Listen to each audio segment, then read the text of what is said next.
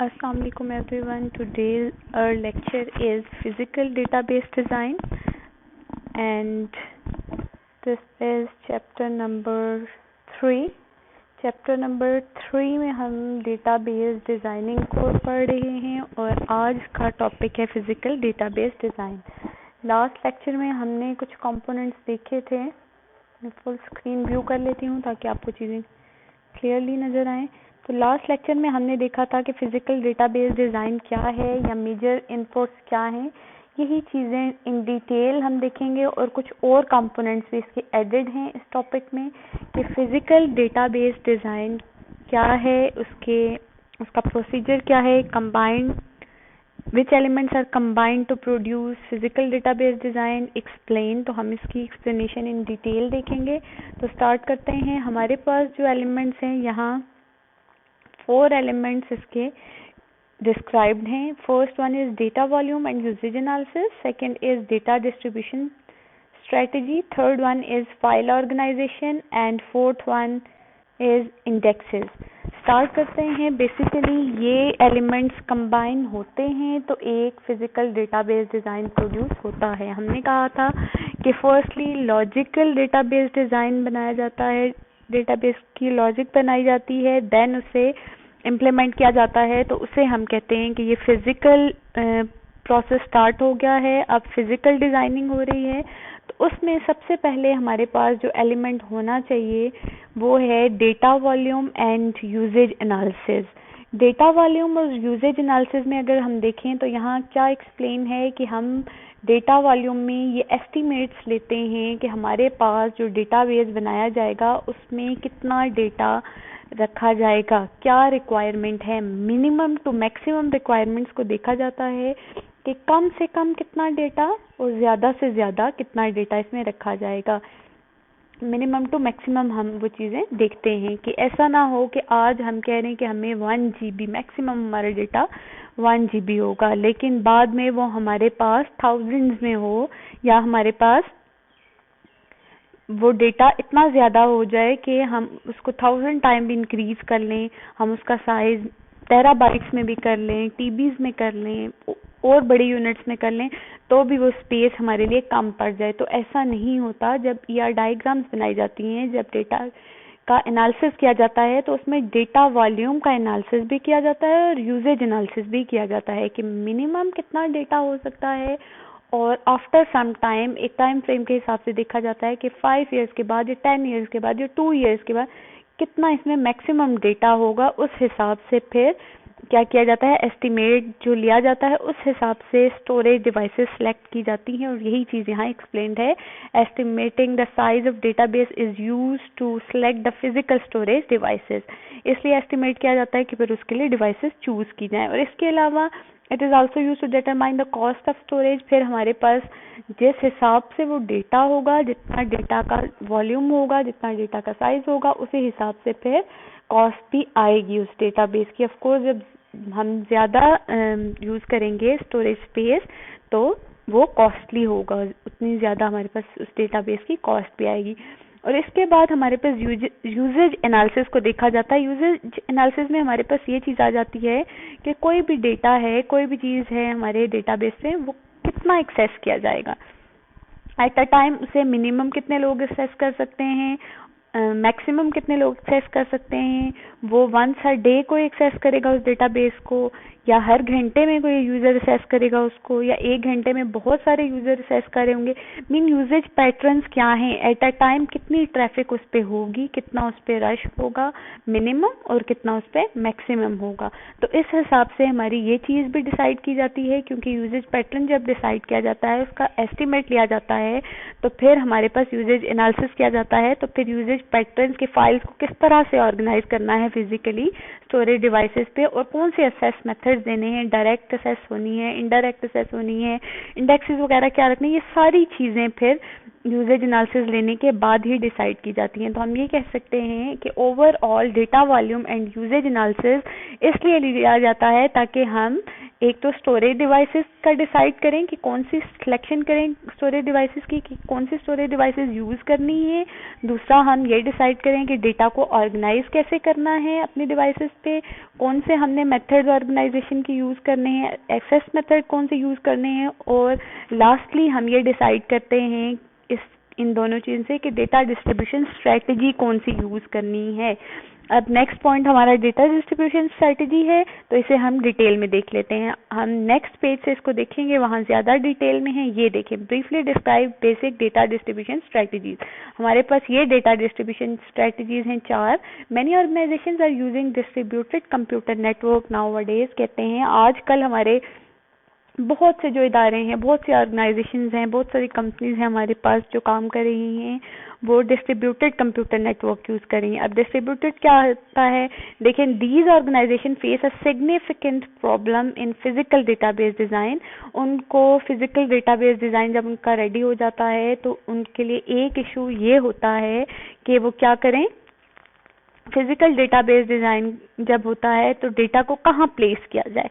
अब हमारे पास जैसे एक ऑर्गेनाइजेशन है, वो डिस्ट्रीब्यूटेड बैंक्स की एग्जांपल आप ले लें। हमारे पास एक बैंक है, उसका हेड ऑफिस एक सिटी में लोकेटेड है। सपोज हम पाकिस्तान की एक बैंक की बात करते हैं, उसका हेड ऑफिस कराची में, लाहौर में, कहीं भी लोकेटेड है।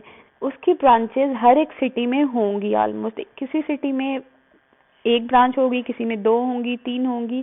मीन टू से इज कि एक जगह पे वो लोकेट नहीं कर रहा। उनका पूरा का पूरा सिस्टम, उनके पूरे के पूरे नेटवर्क्स, उनकी पूरी की पूरी ब्रांचेस वो मोर देन वन प्लेस पे वो एग्जिस्ट करें। उनका बिजनेस पूरा एक जगह से ज़्यादा पे एग्जिस्ट कर रहा है। तो इस कंडीशन में क्या होगा, उनके लिए ये डिसाइड करना प्रॉब्लम होगा कि फिजिकली अब उनका डेटाबेस कहाँ प्लेस किया जाए। जितना भी उनका डेटा है फिजिकली उसे कहाँ प्लेस किया जाए, डिवाइसेस कहाँ लगाई जाएं, और फिर किस ब्रांच को किस एरिया में कितनी एक्सेस दी जाए। The problem is that they have to decide and select the nodes और site in the network at which data will be located physically. फिर ऐसी ऑर्गेनाइजेशन जो डिस्ट्रीब्यूटेड एनवायरनमेंट में काम कर रही होती हैं, उन्हें ये डिसाइड करना पड़ता है, ये चूज़ करना पड़ता है फिजिकल डेटाबेस डिज़ाइन बनवाते हुए कि वो किस तरह डेटा अपना प्लेस करवाना चाहते हैं, किस किस साइट पे डेटा रखवाना चाहते हैं। सपोज उनकी 150 ब्रांचेज हैं, तो उसमें से कौन कौन सी नोड पे उनका डेटा फिजिकली लाई करेगा, और एक ही जगह लाई करेगा या वो कोई डिफरेंट स्ट्रेटजी यूज़ करना चाहते हैं। तो ये हमारे पास डिस्ट्रीब्यूटेड स्ट्रेटजीज हैं। फर्स्ट है कि सेंट्रलाइज्ड हो। इस स्ट्रेटजी में क्या होता है, सारा का सारा डेटा एक सेंटर पॉइंट पे एक जगह पे लाई करता है। It is simple and easy to conduct. This strategy has 3 disadvantages. अब ये सिंपल भी है, इजी टू मैनेज भी है, लेकिन हमारे पास इसके 3 नुकसानात भी हैं। एक तरफ तो एक हमें एडवांटेज हुआ कि जब सेंट्रलाइज डेटा रखवाया, सेंट्रलाइज डेटाबेस डिज़ाइन करवाया गया, तो उसमें क्या हुआ, सारा का सारा data single site single node पे होगा, एक ब्रांच में होगा। लेकिन दूसरी तरफ इसका ड्रॉबैक क्या होगा, data stored at remote sites is not accessible readily. अब जो दूर दराज ब्रांचेज होंगी, जितने डिस्टेंस ज़्यादा होगा जहाँ स्टोर किया गया है डेटा, वहाँ से जितना ज़्यादा डिस्टेंस होगा उतना टाइम रिक्वायर्ड होगा, उतनी ज़्यादा टाइम रिक्वायर्ड होगा उस डेटा को असेस करते हुए, उतना डिलेज आएंगे। आप कह लें जब डेटा को असेस किया जाएगा तो उसको असेस करने में उतने ज़्यादा डिलेज आएंगे। जबकि दूसरी तरफ हम ये कह रहे हैं कि दूसरा डिसएडवांटेज इसका क्या है, डेटा कम्युनिकेशन कॉस्ट में भी वेरी हाई। अब नेटवर्किंग करनी पड़ेगी, उनको अपना डेटा शेयर करना पड़ेगा, कम्युनिकेट करना पड़ेगा जहाँ भी चाहिए होगा। तो उसके लिए क्या होगा, हमारे पास डेटा की कॉस्ट हाई होंगी, डेटा की कम्युनिकेशन कॉस्ट, एक जगह से दूसरी जगह कम्युनिकेट करने की कॉस्ट भी हाई होगी। The database system fails totally when the central system fails. और अगर सेंट्रल पॉइंट जहां डेटा रखा गया वो फेल हो जाता है तो सारी की सारी ब्रांचेस डाउन हो जाएंगी, पूरा का पूरा सिस्टम स्टॉप हो जाएगा, रुक जाएगा, और इससे बहुत बड़ा लॉस हो सकता है एक सेंट्रलाइज प्लेस पे डेटा रखने का। तो हर एक स्ट्रेटजी के कुछ एडवांटेजेस भी होंगे, कुछ डिसएडवांटेजेस भी होंगे। फिर जो भी ऑर्गेनाइजेशन होगी उसको जो सूटेबल लगेगा अपने हिसाब से, या बिजनेस टू बिजनेस पे वेरी करता है कि कौन सी स्ट्रेटजी, या आपका कितना, आपकी ऑर्गेनाइजेशन कैसी है, या आपका बिजनेस कितना एक्सपेंडेड है, कितनी दूसरी नोड्स हैं, कितनी ब्रांचेज हैं, इस चीज़ पे भी फिर डिसाइड किया जाता है कि कौन सी स्ट्रेटजी यहाँ से अडॉप्ट की जाए। Next है second, partition strategy. In this strategy, database is divided into partitions and fragments. Each partition is assigned to a particular site. The major disadvantage of this strategy is that data is moved closer to a local user and data become easily accessible. कह रहे हैं कि partition में ये होगा कि data को more than one parts में divide कर दिया जाए, 2 parts 3 parts जितने चाह रहे हैं आप उतने portions में divide करके data different sites पे 3 sites पे 4 पे 5 पे रख दिया जाए. इससे ये होगा कि कुछ हद तक आपकी cost कम हो जाएगी, कुछ आपकी communication cost कम हो जाएंगी, और अगर एक system fail हो जाता है तो सारी 150 branches नहीं down होंगी, बल्कि क्या होगा, आपने अगर 3 portions में divide करके 50 का data एक प्लेस पे रख दिया, नेक्स्ट 50 का उनके क्लोज एक प्लेस पे रख दिया, नेक्स्ट 50 का उनके क्लोज, तो इससे क्या होगा कि अगर एक तरफ डाउन हो जाता है तो बाकी 100 काम कर रही होंगी, उसके साथ अटैच 50 स्टॉप हो जाएंगी. तो ये चीज है कि इसका कुछ फायदा है ओवर सेंट्रलाइज की निस्बत पार्टीशन का कुछ ना कुछ थोड़ा फायदा है, बेटर है. थर्ड वन है रेप्लिकेटेड स्ट्रेटेजी में क्या होता है, full copy of data is assign to more than one sites. एक साइट से ज्यादा साइट्स पे सपोज करें कि जो भी बैंक्स का डेटा है वो अपनी एक ब्रांच को देने की बजाय, एक हेड ऑफिस को देने की बजाय उसको कम से कम 3-4 साइट्स पे रख दिया जाए, सेम कॉपी पूरे का पूरा data. This strategy maximise local access. इस स्ट्रेटेजी से लोकल एक्सेस मिलेगी जिनके पास डेटा होगा उनको, but it creates update problem because each database change must be reliably processed and synchronised at all the sites. कह रहे हैं कि रेप्लिकेटेड में क्या होगा, डेटा की फुल कॉपी मोर देन वन साइट को दे दी जाएगी एक नेटवर्क में. इसका एक तो फायदा है कि एक्सेस लोकल हो जाएगी, डिलेज कम होंगे, कम्युनिकेशन कॉस्ट भी थोड़ी रिड्यूस हो जाएगी as compare to centralised. But इसका नुकसान क्या होगा कि हमें पता है, जब हम पढ़ते हैं कि जब हमने देखा है कि डेटा को अपडेट रखना भी जरूरी है, फिर एक जगह पे अगर चेंज आएगा चूंकि उसकी कॉपी दूसरी सारी साइट्स पे मौजूद है, तो वहां भी असेस करना, वहां भी उसको फिर क्या करना, अपडेट करना, उसको सिंक्रोनाइज करना ताकि डेटा सेम हो. कहीं ऐसा ना हो कि एक जगह पे किसी कस्टमर का फोन नंबर या अकाउंट बैलेंस एक आ रहा है, वो कहीं और जाके असेस करे किसी और सिटी में जाके तो उसका बैलेंस कुछ और आ रहा हो. ऐसा नहीं होना चाहिए. ये इसमें थोड़ा सा फिर प्रॉब्लम होता है, एक्स्ट्रा वर्क होता है आप कह लें एक तरह से. लास्ट वन है हमारे पास हाइब्रिड स्ट्रेटजी में हमारे पास डेटा को 2 सेक्शंस में या 2 फ्रेगमेंट्स में डिवाइड कर दिया जाता है, जिसमें एक को क्रिटिकल सेक्शन एक को नॉन क्रिटिकल सेक्शन कहा जाता है. और क्रिटिकल जो फ्रेगमेंट्स होते हैं उनको मल्टीपल साइट्स पे स्टोर किया जाता है. जैसे जो इम्पोर्टेंट इंफॉर्मेशन है, जो इम्पोर्टेंट डेटा है जिसके बगैर सरवाइव करना मुश्किल नहीं है या जो हर जगह चाहिए होता है, उसको क्रिटिकल डेटा के पोर्शन में डाल दिया जाए, उसको क्रिटिकल फ्रेगमेंट में, जो नॉन क्रिटिकल है उसको दूसरे फ्रेगमेंट में डाल दिया जाए, और क्रिटिकल को हर एक को दे दिया जाए ताकि हर एक लोकली अपना काम करता रहे. और जो डेटा नॉन क्रिटिकल है या जो बार बार यूज नहीं होता या कम यूज होता है, इस तरह का डेटा नॉन क्रिटिकल फ्रेगमेंट में डाल लें और वो डेटा फिर रिमोटली असेस कर दिया जाए. ये है एक हाइब्रिड स्ट्रेटेजी. ओवरऑल फिर नेचर ऑफ ऑर्गेनाइजेशन पे, नेचर ऑफ बिजनेस पे और कितना बिजनेस वो वास्ट है इस पे डिपेंड करेगा कि कौन सी स्ट्रेटजीज, या फिर कॉस्ट को भी देखा जाता है कि किसकी कॉस्ट कम पड़ेगी, किसकी कॉस्ट ज्यादा होगी, एफिशिएंसी को देखा जाता है. डिफरेंट पॉइंट्स दे के फिर ये डिसाइड किया जाता है कि कौन सी स्ट्रेटजी अडॉप्ट की जाए. ये था हमारा second point data distribution strategy का. थर्ड है हमारे पास कि डेटाबेस में जब एलिमेंट्स कंबाइन होते हैं तो डेटा वॉल्यूम और यूजेज एनालिसिस भी चेक किया जाता है, डेटा डिस्ट्रीब्यूशन स्ट्रेटजी भी अडॉप्ट की जाती है. इसके बाद आ जाता है जी फाइल ऑर्गेनाइजेशन टेक्निक है हमारे पास. फाइल्स को हम जब क्या करते हैं, फिजिकली अरेंज करते हैं. File organisation is a technique for physically arranging the records of the file on secondary devices. The system designer must recognize several constraints for selecting a file organization. These constraints may include the following. कह रहे हैं फिर जब file organization की जाती है कि किस तरीके से ऑर्गेनाइज करें, वो फिर डिपेंड करता है कि कौन सा यूजेज कितना है. यूजेज एनालिसिस किया जाता है कि यूजेज कितना होगा उन फाइल्स का, कितनी बार असेस किया जाएगा, 1 सेकंड में, 1 दिन में, 1 घंटे में, कि आप क्या आपके यूजर जस्ट हंड्रेड्स में है, थाउजेंड्स में है, मिलियंस में है या बिलियंस में है, ये चीजें देखी जाती हैं। सिस्टम डिजाइनर कौन कौन से रूल्स को माइंड में रखता है या किन चीजों को माइंड में रखता है जब वो सिलेक्ट कर रहा होता है कि फाइल ऑर्गेनाइजेशन किस तरह की होनी चाहिए। वो देखता है कि physical characteristic of storage devices क्या हैं, कि जो स्टोरेज डिवाइसेस आप यूज करें उसकी कैरेक्टरिस्टिक्स क्या हैं, वो कितनी फास्ट स्टोरेज डिवाइसेस हैं या कितनी स्लो हैं, या उनका साइज क्या है। Available operating system and file management software, और वो इस चीज को भी ध्यान में रखता है कि कौन सा ऑपरेटिंग सिस्टम यूज किया जाएगा या कौन सा ऑपरेटिंग सिस्टम यूज किया जा सकता है इस डेटाबेस के लिए। और फाइल मैनेजमेंट सॉफ्टवेयर वगैरह भी वो देखेगा कि किस तरह का सॉफ्टवेयर यूज किया जाए यहाँ पे। और user requirement for storing and assessing data, और यूजर क्या चाहता है, यूजर किस तरह से डेटा की एक्सेस चाहता है, यूजर के लिए क्या ये एक्सेप्टेबल है कि छोटे मोटे डिलेज हो जाएं या उन्हें बहुत फास्ट एक्सेस चाहिए, या फिर यूजर के लिए ये एक्सेप्टेबल है कि उसके डिलेज दिए जाएं या नहीं एक्सेप्टेबल। डिफरेंट पॉइंट्स देखे जाएंगे फाइल ऑर्गेनाइजेशन में, जिनमें स्टोरेज डिवाइसेस और कौन से सिस्टम यूज हो रहे हैं, कौन से सॉफ्टवेयर यूज हो रहे हैं, और यूजर की रिक्वायरमेंट्स क्या हैं असेस करने में और स्टोरिंग में, कि कितनी देर में यूजर चाहता है कि डेटा उसका डाउनलोड हो जाए, अपलोड हो जाए, या वो उस तक पहुंच जाए। ये सारी चीजें मैटर करती हैं फाइल ऑर्गेनाइजेशन स्ट्रेटजी चूज करने में। और हमारे पास नेक्स्ट है indexes.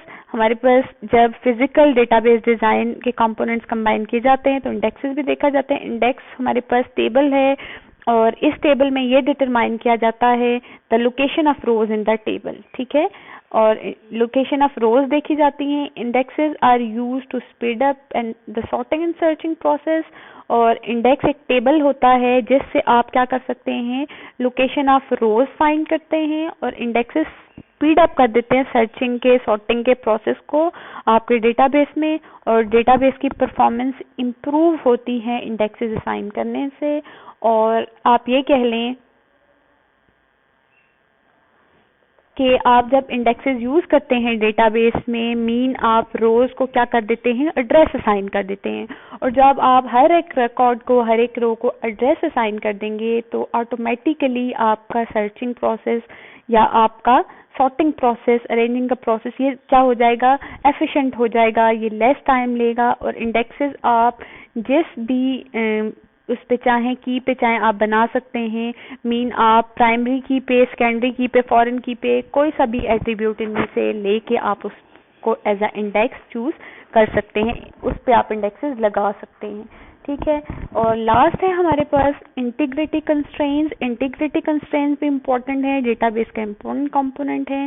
Database integrity mean correctness and consistency of data. Integrity से मुराद है कि हमारे डेटा में कोई एरर ना हो, मीन करेक्ट हो, कोई डेटा गलत ना एंटर किया हुआ हो। And consistency of data means हमारा डेटा सिमिलर हो। अगर एक टेबल में कोई चीज़ मौजूद है, किसी एम्प्लॉय का डेटा है, उसका जो एड्रेस है या नेम है, दूसरे में उसमें कोई भी डिफरेंस ना हो, अपोज ना कर रहा हो वो दूसरे टेबल में उसके डेटा को, या कोई चीज़ डिफरेंट ना हो, सेम हो। It is another form of database protection. कह रहे हैं कि कंसिस्टेंसी या इंटीग्रिटी कंस्ट्रेंट, ये सारी चीज़ें प्रोटेक्शन के ही आप कह लें कि दायरा कार में आ जाती हैं, कि प्रोटेक्शन ही इससे मुराद होता है कि डेटा को प्रोटेक्ट किया जाए। और इंटीग्रिटी रिलेट करती है डेटा की क्वालिटी से। दैट मीन डेटा इंटीग्रेट है, डेटा क्वालिटी वाइज अच्छा है, डेटा क्वालिटी वाइज ट्रस्टवर्दी है। और integrity is maintain with the help of integrity constraints. और रूल्स फिर लगाए जाते हैं, चेक पॉइंट्स लगाए जाते हैं, रूल्स अप्लाई किए जाते हैं, जिसकी बेस पे डेटा की इंटीग्रिटी को मेंटेन किया जाता है, और उन रूल्स को ही इंटीग्रिटी कंस्ट्रेंट्स कहा जाता है।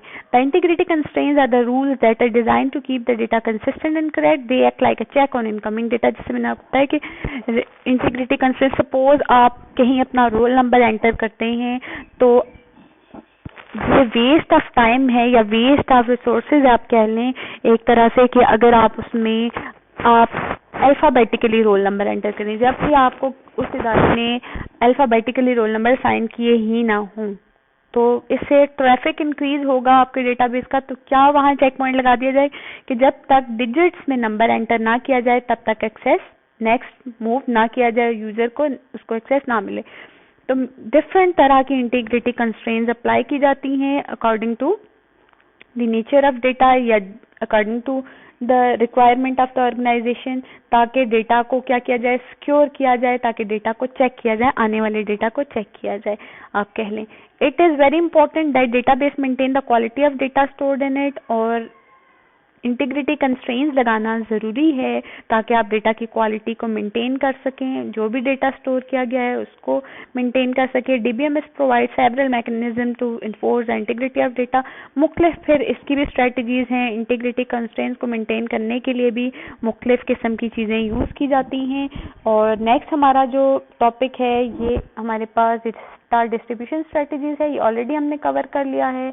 और इसके बाद हमारे पास है फाइल ऑर्गेनाइजेशन, इसको भी हमने कवर कर लिया कि फाइल्स किस तरह से ऑर्गेनाइज की जाती हैं। कुछ पॉइंट्स हैं 2-3, ये देखते हैं कि क्राइटेरिया क्या है to select the file organisation.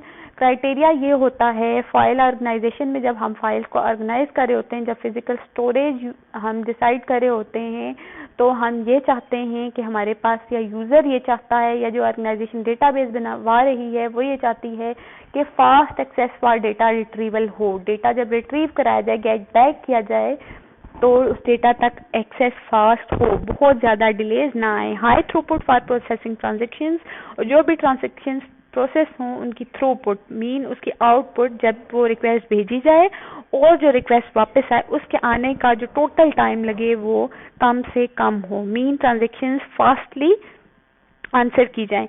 Efficient use of storage space, और स्टोरेज स्पेसेस जो फिजिकल स्टोरेज डिवाइसेस यूज की जाए उनकी स्टोरेज स्पेस को वेस्ट ना किया जाए। प्रोटेक्शन फ्रॉम फेलियर और लॉस ऑफ डेटा, और ये भी मेक श्योर किया जाए कि जो डिवाइसेस यूज की गई हैं वो अच्छी हैं और डिफरेंट जो भी इसमें इश्यूज हैं वो ना हो, ताकि डेटा ना तो लूज हो और ना ही कोई प्रोटेक्शन का फेलियर आए। Minimising need of data reorganisation, और ऐसी स्ट्रेटजीज बनाई जाएं, इस तरह से फाइल्स ऑर्गेनाइज की जाएं कि मिनिमम टू मिनिमम चांसेस हों कि डेटा को रीऑर्गेनाइज ना करना पड़े, दोबारा से उसको अरेंज ना करना पड़े। सिक्योरिटी फ्रॉम अनऑथराइज्ड यूज, और ऐसे मेथड्स प्रोवाइड किए जाएं उस तक एक्सेस करने के, उस डेटा तक, उन फाइल्स तक के अनऑथराइज्ड यूजर उनको एक्सेस ना कर सके। तो ये सारी चीजें हैं जिनको माइंड रखा जाता है या जिनको फॉलो किया जाता है जब डेटाबेस को डिजाइन किया जा रहा होता है। और लास्ट फेज है हमारे पास बच्चे इम्प्लीमेंटेशन। इम्प्लीमेंटेशन डेटाबेस डेवलपमेंट का लास्ट प्रोसेस है। हमने ऑलरेडी भी इम्प्लीमेंटेशन को देखा था, एक ओवरव्यू ले लेते हैं और यहाँ ही हमारा चैप्टर एंड होगा।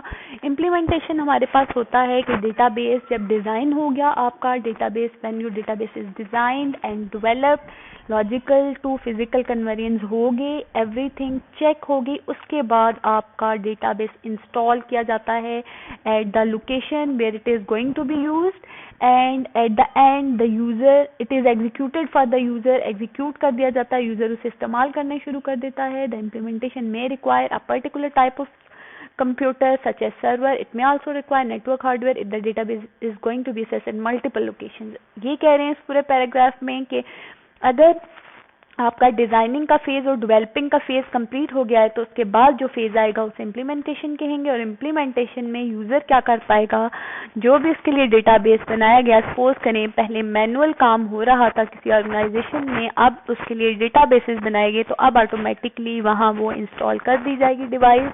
वहाँ कोई कंप्यूटर भी रिक्वायर्ड हो सकता है उसको चलाने के लिए, उस सिस्टम को चलाने के लिए वहाँ कोई खास किस्म के सॉफ्टवेयर या हार्डवेयर वगैरह भी चाहिए हो सकते हैं, कोई स्टोरेज डिवाइसेस भी चाहिए हो सकती हैं।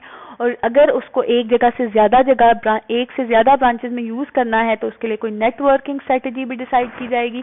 ये सारी चीजें होंगी, तो दैट मीन्स वो इम्प्लीमेंटेशन की फेज है और इम्प्लीमेंट किया जा रहा है। और डेटाबेस एडमिनिस्ट्रेटर और जो हमारे नेटवर्क एडमिनिस्ट्रेटर होते हैं, जो पर्सन रिलेटेड होते हैं डेटा को और डेटाबेस को और नेटवर्क को मैनेज करने के लिए, जो रिस्पॉन्सिबल पर्सन होते हैं, वो मिल के कोशिश करते हैं और डेटा को सक्सेसफुली इम्प्लीमेंट करवाते हैं। और इसके बाद हमारे पास यूजर्स को प्रोवाइड की जाती है ऑथराइज्ड एक्सेस, ताकि अनऑथराइज्ड यूजर को रोका जा सके, जैसे कि आईडीज और पासवर्ड्स वगैरह प्रोवाइड किए जाते हैं यूजर्स को।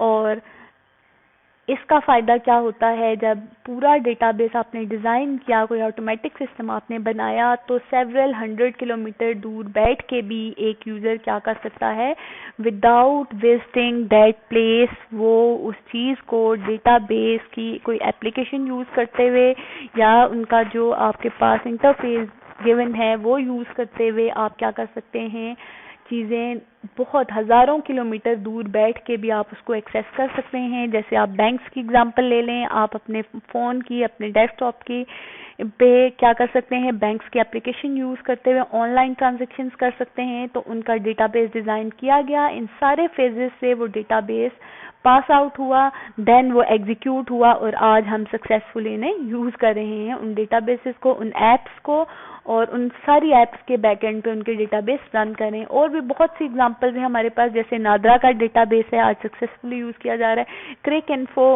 हमारे पास क्रिकेट की इंफॉर्मेशन की एक ऐप है, इनका डेटाबेस है, इनको हम हज़ार किलोमीटर दूर बैठे हुए सक्सेसफुली यूज़ करते हैं और इनसे फ़ायदा उठाते हैं। ये था हमारा चैप्टर डेटाबेस डिज़ाइन प्रोसेस का। मैं उम्मीद करती हूँ आपको समझ आया होगा। कोई भी चीज़, कोई भी क्यूरी हो आपकी तो आप कमेंट सेक्शन में ड्रॉप कर सकते हैं। इंशाल्लाह मैं पूरी कोशिश करूँगी कि टाइमली आपको रिस्पॉन्ड करूँ। स्टूडेंट समझने की कोशिश कीजिएगा और अपने यूज़फुल कमेंट्स ज़रूर दीजिएगा, ताकि हम आपकी मदद से अपने लेक्चर्स को मज़ीद इम्प्रूव कर सकें। Thank you. लेक्चर्स को सुनिएगा और मेरे चैनल को सब्सक्राइब कीजिएगा।